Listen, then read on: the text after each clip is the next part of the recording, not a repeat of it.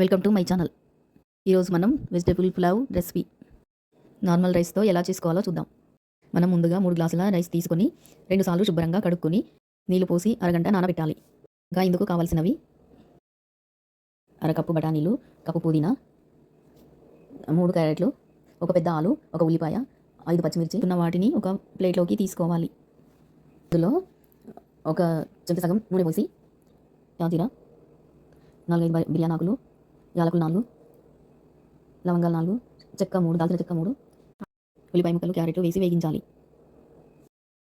వీటితో పాటు పచ్చిమిర్చి కూడా వేసి వేగించాలి. ఇవి కొంచెం వేగాక ఆలు ముక్కలు వేసి కలుపుకోవాలి. ఇంకా అల్లం వెల్లుల్లి పేస్ట్ 2 టేబుల్ స్పూన్లు వేసి కలపాలి. లోకి కడిగి పెట్టుకున్న పుదీనా బఠానీలు వేసి కలుపుకోవాలి. ఇవి కొంచెం వేగాక ఇందులోకి 4.5 గ్లాసుల వాటర్ పోయాలి. సాల్ట్ వేసి కలిపి మూత పెట్టాలి.